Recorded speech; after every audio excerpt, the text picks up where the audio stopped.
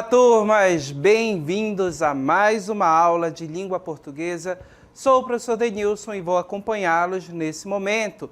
E o que vamos aprender hoje? Hoje nós vamos trabalhar a reconstrução da textualidade e compreensão dos efeitos de sentidos provocados pelos usos de recursos linguísticos e multissemióticos. Especificamente, vamos ler e interpretar poemas, gente, observar recursos expressivos sonoros, semânticos, gráficos espaciais, imagens e relação com texto verbal, certo? Então, essa será a nossa aula e venham comigo.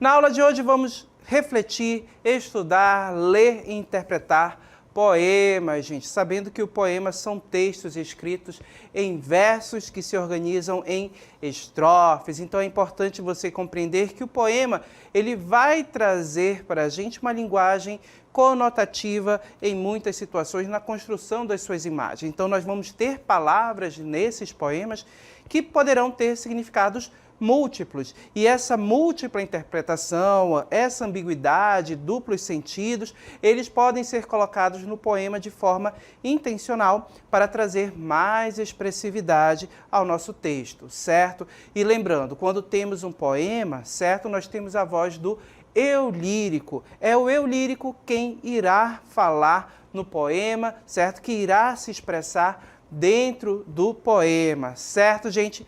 E observem também que o poema, certo, esse eu lírico, que é a voz do poema, não pode ser confundida com o autor do poema. O autor do poema é a pessoa, quem escreve.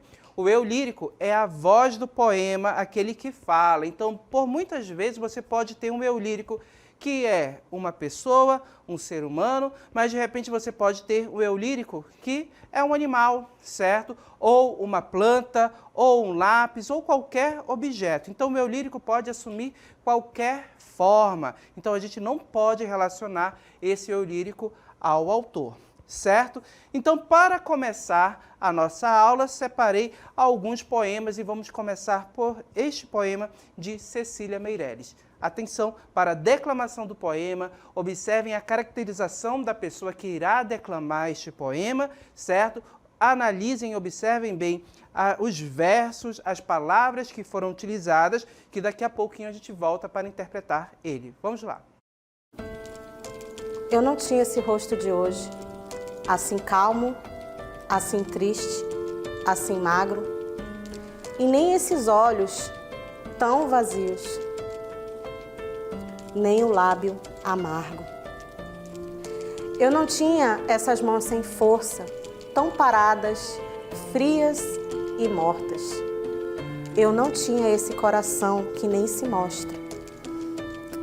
Eu não dei por essa mudança, tão simples, tão certa, tão fácil. Em que espelho ficou perdida a minha face? Muito bem, acabaram de ouvir a declamação do poema Retrato, de Cecília Meirelles, certo? E percebo que neste poema nós temos a construção de diversas imagens e recursos linguísticos, certo? São palavras, figuras de linguagens, esses são os recursos linguísticos, são empregados nesse texto para gerar sentidos diversos, ok? Vamos observar a letra, ou seja, os versos deste poema? Observem aí. O título do poema, gente, é Retrato, certo? Então, observem que esta palavra, esse substantivo aqui, já remete para a gente de alguém que tira uma foto, certo? Você vai ter a reprodução da imagem da pessoa em uma foto, certo? Em um objeto como este, retrato. E observem que a pessoa, ou seja, o eu lírico deste poema, está observando este retrato. É como se olhasse no espelho, certo? E observasse uma foto muito antiga. E observem que o eu lírico diz: eu não tinha este rosto de hoje. Observem, temos o pronome, certo? Pessoal, primeira pessoa, Então, é o eu lírico está falando de algo relacionado a ele. Eu não tinha este rosto de hoje, olha só. Então, ele observa, vê a imagem do retrato e ele diz, eu não tinha este rosto de hoje. E nos próximos versos, como é que esse rosto estava? Observem que ele vai fazer um detalhamento desse rosto. Assim calmo, assim triste, assim magro, certo? E observem que ele diz, nem estes olhos, certo? E como esses olhos estão? Esses olhos tão vazios, nem o lábio amargo. Observem que nós temos aí adjetivos que são utilizados na descrição deste rosto, do retrato que a pessoa vê. Então, ela observa um rosto calmo, triste, magro, um olhar vazio, um lábio amargo, que a gente pode entender como se estivesse assim, murcho, tristonho, certo? E observem que ele diz neste verso, o eu lírico, eu não dei por esta mudança, certo? Eu não dei por esta mudança. Observem que nós temos aqui neste verso uma ideia, certo? Que ideia é esta? Que mudança seria esta? O que aconteceu com o eu lírico? Percebam que existe uma mudança, aconteceu algo. E ele fala que essa mudança, essa transformação, tão simples, certa, então a gente tem uma ideia de que é uma mudança que vai acontecer e fácil. E aí ele diz, observem que agora a gente tem até um travessão indicando a fala. Em que espelho ficou perdida a minha face? Como assim, professor? Será que o eu lírico perdeu o rosto dele? Será que a gente pode interpretar este último verso de maneira literal? Percebam que não. Observem que este espelho está refletindo, o espelho não, este poema, certo?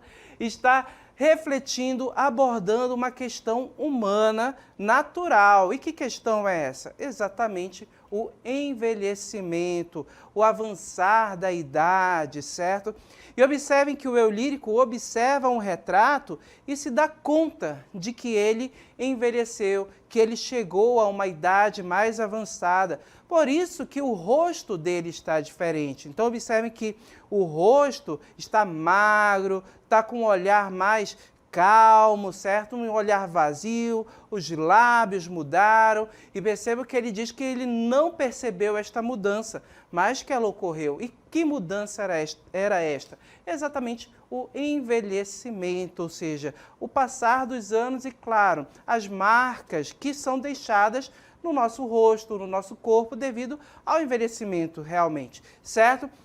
E observem que o último verso, certo, é um verso bem expressivo. E ele fala, em que espelho ficou perdida a minha face? Observe que a gente não pode interpretar de maneira literal este verso. A gente tem que buscar a linguagem conotativa para entender, certo? Quando ele diz em que espelho ficou perdida a minha face, perceba que ele reforça a ideia de que ele não percebeu que essas mudanças ocorreram, que o tempo passou, certo? Reforça também essa ideia de alguém que de repente se dá conta naquele momento e talvez não aceite muito bem o fato de ficar velho. Então eu percebo que este é um poema que reflete, ou seja, que nos faz refletir sobre a passagem do tempo e sobre o envelhecimento que é natural a todos nós, certo? Então, tanto que no texto vai colocar fácil, né? Ou seja, e certa, vai acontecer uma hora ou outra. Então percebam que o eu lírico expressa tudo isso,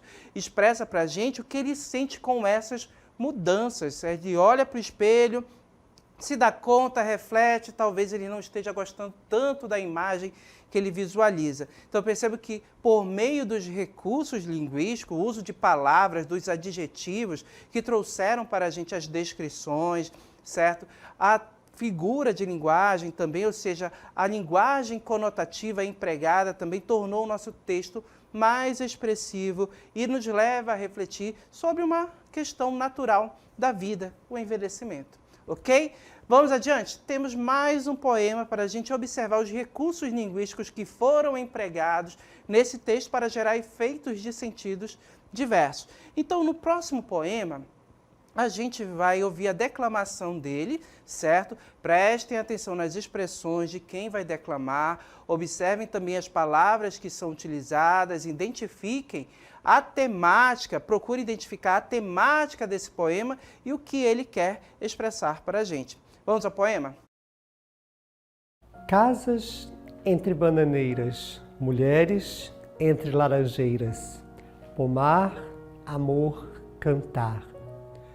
Um homem vai devagar, um cachorro vai devagar, um burro vai devagar. Devagar as janelas olham. Eita vida besta, meu Deus! Muito bem, acabamos de ouvir um poema escrito por Carlos Drummond de Andrade, certo? Um grande poeta e escritor da língua portuguesa. Carlos Drummond é considerado um dos grandes poetas da língua portuguesa. Então, entre todos que já existiram, como Fernando Pessoa e outros, Carlos Drummond é sempre lembrado como um grande escritor, como alguém de uma sensibilidade muito grande na produção de seus poemas. E neste poema, certo, vocês observaram que o título dele é Cidadezinha Qualquer, certo? Este poema vai nos fazer uma referência à cidade onde nasceu Carlos Drummond de Andrade, Itabira, certo? Lá em Minas Gerais. E o autor vai apresentar para a gente no texto um eu lírico que vai refletir sobre este lugar, sobre esta cidade. E como ele vai caracterizar essa cidade? Observem o texto. Olha só. Nosso poema, Cidadezinha Qualquer, certo? Pela história do Carlos Drummond, a gente sabe que essa cidade, ele faz uma referência a Itabira, e observem como essa cidade é descrita. Observe que nós temos a palavra qualquer, né, no título, cidadezinha qualquer. Observem que a palavra cidade foi utilizada no diminutivo, certo? Cidadezinha qualquer. Então, observe que a gente tem aí uma ideia de uma cidade pequena que o diminutivo traz para a gente, e a palavra qualquer generaliza, certo? Pode ser qualquer cidade desse país, a cidade de Itabira ou uma cidade pequena aqui no Amazonas, ok? E olha só o que ele fala dessa cidade. Casas entre bananeiras, mulheres entre laranjeiras, pomar, amor, cantar. Observem que ele traz para a gente, olha só, elementos urbanos, olha só, as casas, certo? Elementos que são urbanos, construções feitas pelo homem, e percebe que essas construções, esses elementos urbanos, estão no meio de uma natureza. E essa natureza é evidenciada por qual palavras para a gente? Olha só, casas entre bananeiras, vou destacar aqui em verde, casas entre bananeiras, mulheres, olha só, entre laranjeiras. Percebe que a gente tem o elemento casa, o elemento urbano, e olha só, mulheres, as pessoas que vivem nessa cidade, certo? A civilização, a população da cidade. Mulheres entre laranjeiras, olha só, pomar, certo? Outro elemento que vai nos fazer referência à natureza, o pomar, certo? Então, 3 palavras, bananeiras, laranjeiras e pomar, certo? Observem que os substantivos laranjeiras, bananeiras e pomar trazem para a gente os elementos relacionados à natureza. E em meio a essa natureza, a gente tem os elementos urbanos, tanto os prédios construídos, as casas e a população.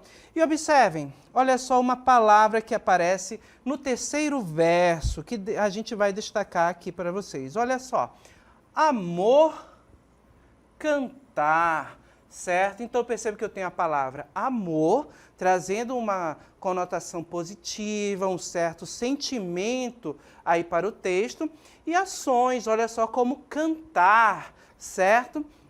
E observem as ações das pessoas nesta cidade, das pessoas e também dos animais. Olha só, um homem vai devagar, um burro vai devagar, um cachorro vai devagar. Troquei só a sequência dos versos, mas observem que a gente tem elementos aqui, sujeitos. O homem, certo? Que é considerado parte da população, o cachorro e o burro. E todos eles, observem que a gente tem um verbo relacionado às ações deles, certo? Que verbo é esse? devagar. Observem que eles andam devagar e esse verbo, essa ideia se repete nos 3 versos dessa estrofe, certo? Percebam que aqui, vai devagar, traz para a gente uma ideia de lentidão, né? Então, observe que é uma cidade pequena, uma cidade que pode ser qualquer cidade do Brasil, que a população, o espaço urbano dessa cidade está envolvido em meio à natureza, certo? A natureza está muito presente.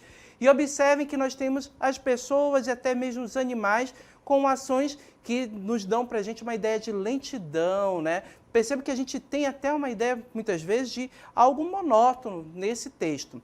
Vamos seguir? Olha só. Observem aqui, devagar, as janelas olham. Observem mais uma vez o verbo devagar.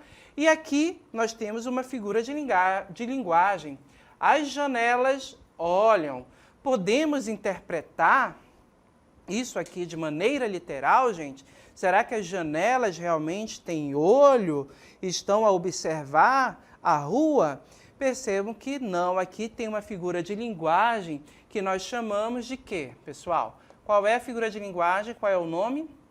Personificação, certo? É a figura de linguagem que atribui o quê? Características que são humanas, persona, certo? Para objetos, animais que não são seres humanos. Então, observe que quando se faz esta personificação, a gente atribui essas características. Observem que essas janelas não são propriamente as janelas, mas podem ser as pessoas que estão a observar a cena do cotidiano ali daquela cidade pequena. E observem que a cidade pequena é uma cidade um tanto monótona, em que não tem muitos atrativos, podemos dizer, ou então que não há uma vida agitada como os grandes centros urbanos, certo? Como a cidade de Manaus, São Paulo, Rio de Janeiro, que são capitais, possuem uma população muito grande e uma atividade urbana, ou seja, uma movimentação urbana muito grande, certo? E observem que no último verso o eu lírico diz o quê? Lá no nosso último verso, é expresso por ele, olha só exatamente este enunciado, colocando aí: eita vida besta, meu Deus, certo? Olha só, uma interjeição. Eita vida besta, meu Deus. Observem que aqui, certo, nós temos essa expressão reforçando essa ideia de um lugar pacato, um lugar simples, né? Que o eu lírico lembra, que o eu lírico tem na memória aí, exatamente de uma cidade com ações, ou seja, com uma vida não tão agitada. E percebo que nessa memória a gente tem uma cidade pequena, em meio à natureza, certo? Que está na lembrança do eu lírico. Ok? Observem mais uma vez que para descrever o lugar, para trazer a ideia de algo monótono, a gente escolheu, ou seja, o poema, o texto, tem uma seleção de palavras, certo? Qual palavra ficou evidente aí para trazer essa ideia de um local pacato, certo?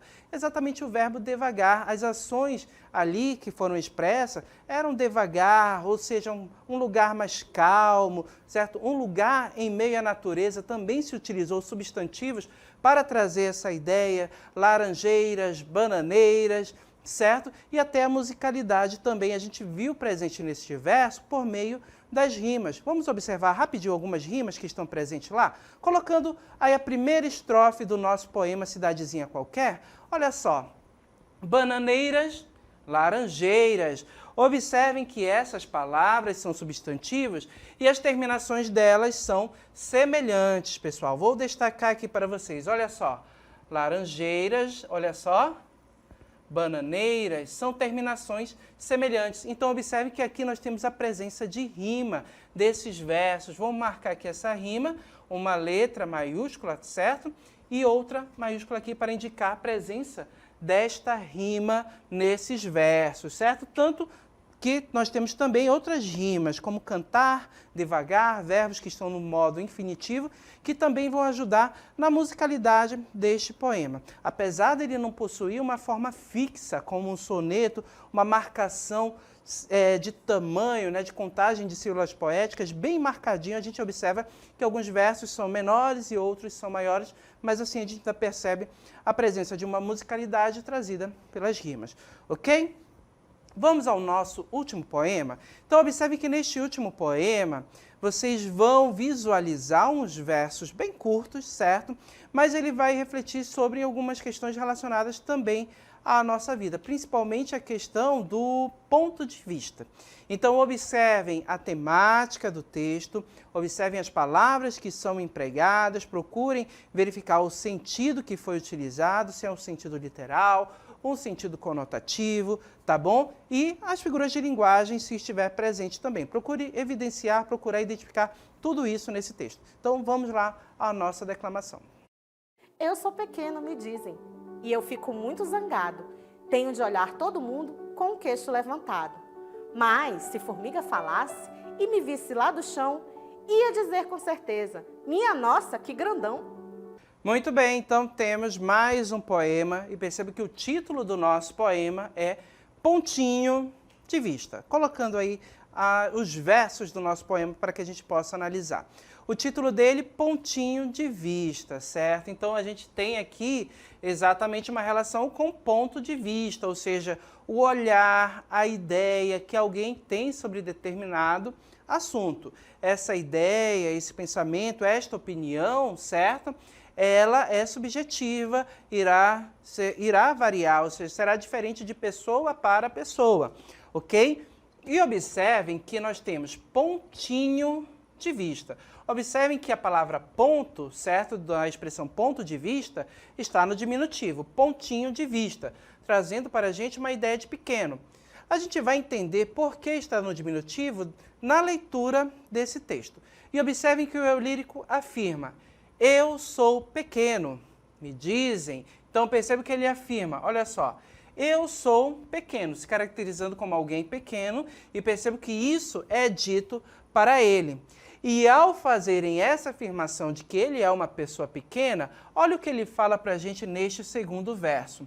E eu fico muito zangado, olha só, o advérbio de intensidade, certo? Destacando o estado, ou seja, como ele fica, né? Quando dizem isso para ele, que ele é muito pequeno, ele fica zangado, chateado. Então perceba que o eu lírico não gosta desta relação que fazem com ele, afirmando que ele é uma pessoa pequena. E aí ele fala, tenho de olhar todo mundo com queixo levantado. Observem no terceiro verso a ação que ele realiza. Ele tem que olhar as outras pessoas como?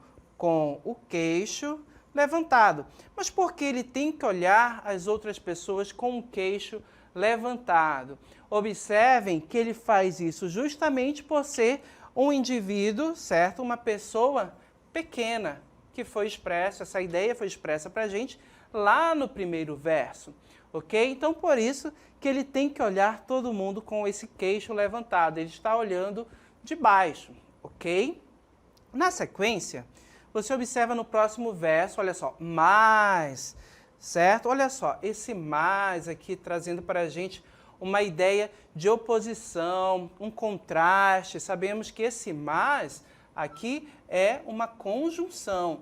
E quando essa conjunção é colocada no texto, pode trazer essa ideia de contrariedade, certo? Um contraste, certo? Que será evidenciado aqui. Se formiga falasse e me visse lá do chão, ia dizer com certeza, minha nossa, que grandão. Observem, minha nossa, né? Observem que nós temos aí a interjeição. Minha nossa, essa interjeição que traz para a gente a emoção, a ideia de surpresa, certo? De alguém que ficou impressionado, maravilhado com algo. E observem que a formiga afirma para quem? Para o eu lírico, certo? Que é pequeno, e diz, que grandão! Observem aqui que esta palavra, o adjetivo grande, certo? Ele foi colocado no aumentativo, né? Essa palavra foi utilizada no aumentativo, tanto que tem a terminação ão, reforçando e trazendo para a gente uma ideia de algo muito grande. Agora observem que esta opinião aqui, olha só, nós temos uma opinião, certo? De quem é esta opinião? Quem é que está expressando esta opinião? Você observa que é exatamente a formiga. Olha só aqui na imagem. É a formiga que diz, minha nossa, que grandão! Então, observe que nós temos uma opinião relacionada à formiga, que é um ser pequeno, certo? Em contraste, a gente tem a opinião de outras pessoas, né? Dizem, o verbo dizer aqui está na terceira pessoa, certo? Do plural. E faz referência para a gente a essas pessoas. Quem seriam? Eles, certo? O sujeito está indeterminado. Sabemos que existe essas pessoas, que elas têm essa opinião em relação ao eu lírico, certo? Dizendo que ele é uma pessoa pequena, certo? Apesar do sujeito estar indeterminado, sabemos que existem pessoas que pensam, que têm a opinião de que o eu lírico é uma pessoa pequena. E observe que eu tenho duas opiniões diferentes no meu texto. As das pessoas que observam o eu lírico, né, que pode ser aí dito como uma criança, certo? Que tem como opinião, ele é pequeno, e a formiga que também tem uma opinião dizendo que o eu lírico é grande. Então, observe que nós temos opiniões diferentes, pontos de vistas diferentes. E quando a gente observa o título do texto mais uma vez, olha só, aqui no título nós temos a palavra ponto, certo? No diminutivo. Por que está no diminutivo? Porque faz referência para a gente, nesse texto, a opinião de quem? Das pessoas ou da formiga? Perceba que faz referência à opinião das formigas, certo? Da formiga que observa o eu lírico e diz que ele é grandão. Observe que o texto de Pedro Bandeira evidencia para a gente uma questão que é comum na nossa sociedade, ou seja, que é natural, exatamente de que as pessoas possuem pontos de vistas diferentes, ou seja, as pessoas possuem opiniões diferentes, elas têm formas diferenciadas de pensar, certo? Então percebe que existe um grupo que julga que o eu lírico é pequeno, mas existe também que ele supõe, se existir a formiga, certo? Que ela é personificada, tanto que ela tem pensamento, ela raciocina e ela diria, nossa, que grandão. Percebe que pode existir outras pessoas no mundo também que olham para o eu lírico, certo? Para aquela criança e de repente pode achar ela muito grande. Então isso evidencia opiniões diferentes. Isso é natural, isso é da natureza humana, as pessoas pensarem de modos diferentes, claro que sempre relacionados às suas vivências, ao seu conhecimento de mundo, a forma como foram criadas, o local em que vivem, as pessoas com quem elas convivem. Tudo isso influencia para se ter pessoas com pensamentos diferentes, certo? E a gente já estudou aqui nas nossas aulas que ser diferente é normal e pensar diferente também é normal, tanto que nós não pensamos iguais. Então temos no mundo, além de uma diversidade muito grande de pessoas com características físicas diferentes, temos pessoas também com mentalidades, pensamentos e pontos de vistas diferentes, ok? E você observou que nesse poema nós tivemos o emprego também dos recursos linguísticos para evidenciar essas ideias, para expressar essas ideias relacionadas ao ponto de vista, a diferença de pontos de vista. A gente teve o uso de substantivos no diminutivo para se referir a uma opinião da formiga, que é um ser pequeno, então o ponto de vista dela é um pontinho de vista, certo? Tivemos aí também o uso de advérbios para reforçar a ideia de que o eu lírico é uma pessoa que não gosta, né, de ser chamada de pequena. A gente percebeu a presença da interjeição, certo? Na fala da formiga para expressar aí exatamente a emoção, uma ideia de alguém que fica surpreso, maravilhado, certo? Com o tamanho do eu lírico.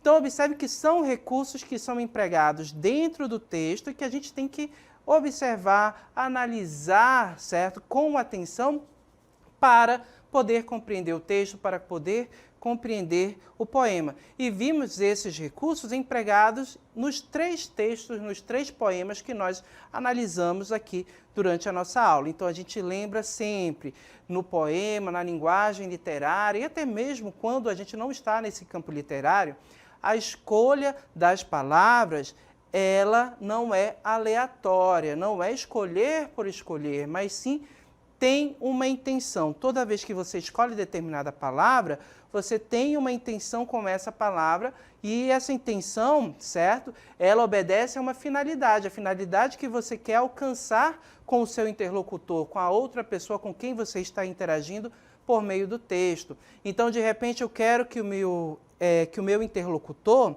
perceba que existem pessoas com pensamentos diferentes. Então, eu posso utilizar um recurso da linguagem aí, selecionando palavras relacionadas ao ponto de vista. Posso aí representar pessoas com pensamentos diferentes, né? Tanto a indicação pelo verbo na terceira pessoa do plural, quanto na indicação de uma figura de linguagem, uma formiga personificada que pensa, certo? Representando pessoas com pensamentos diferentes. Observe que para ter uma ideia da passagem do tempo, eu posso pegar expressões como em que espelho ficou perdida a minha face, né? O meu lírico que não se reconhece. Percebo que todas essas palavras, essas expressões que foram escolhidas, tornaram os textos, os poemas, muito mais expressivos. E isso faz parte da linguagem literária, exatamente do universo literário. Quando a gente fala em universo literário, literatura, a gente está falando de arte, certo? Fazer arte com a palavra. Ok, gente? Então, já que refletimos sobre tudo isso, nós finalizamos a nossa aula aqui.